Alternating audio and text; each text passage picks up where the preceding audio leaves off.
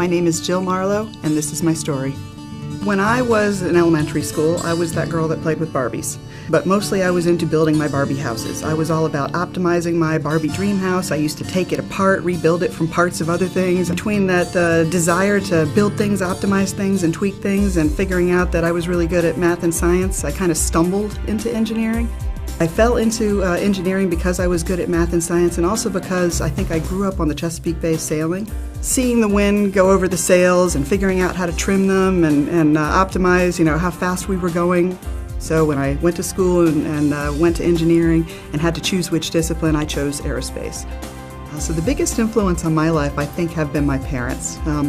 My dad grew up kind of on the wrong side of the tracks in Detroit and was self-made. He eventually went into the Navy and got himself on the GI Bill and put himself through college and worked very, very hard to kind of get to a place in life where we had a very comfortable upbringing. He was a great influence, always reminding us that if you work hard, it will pay off. I was inspired to work for NASA because I was actually getting transplanted to the area. My husband was in the Navy up in New England at the time. He got assigned to a destroyer in Norfolk.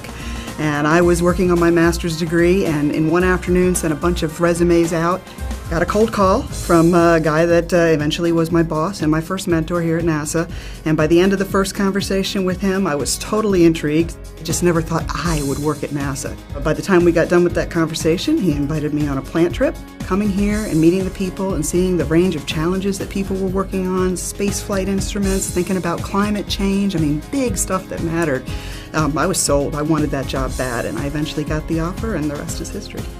They cared about me as a person. NASA actually cares about people and about our interests and wants to tap the best in us. The biggest barrier in my career, it's funny, I asked my husband about this just the other day. He had a very interesting insight. He said that I have, as a woman, probably tried very, very hard to prove myself. Felt like I had to prove myself, although nobody else is judging me in that way.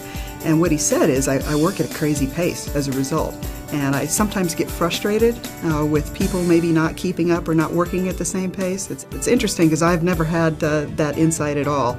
I just think about trying to do the best that I can every day. I think it goes back a little bit maybe to my father teaching me that you need to give 100%, and if you work hard, it'll pay off. And anything worth working for is worth giving your best toward.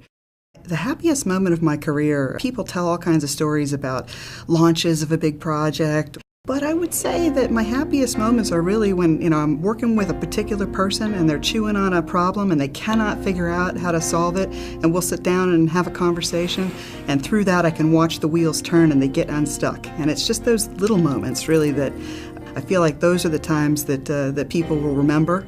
My greatest accomplishment is probably the people that I've brought to the agency, and hopefully making that difference through them. I've been working in management for probably about 15 years at this point, and so I've had a fair amount of opportunity to hire some folks over the years, and I've watched those people move from the technical work that they've done. Sometimes they move into being subject matter experts that are sought out by people all over the world. Sometimes they're managing projects for NASA. But when I see those people doing things, great things that I know that from talking to them when they came into this agency, they never saw themselves doing, that just makes me smile, warms my heart. I feel like a little bit like a mom. I think the most important lessons that I've learned in my life are seize the opportunities when they present themselves. I couldn't have planned the career that I've had, the opportunities that have found me. NASA really, really values its people, and it's the people of NASA that makes things happen.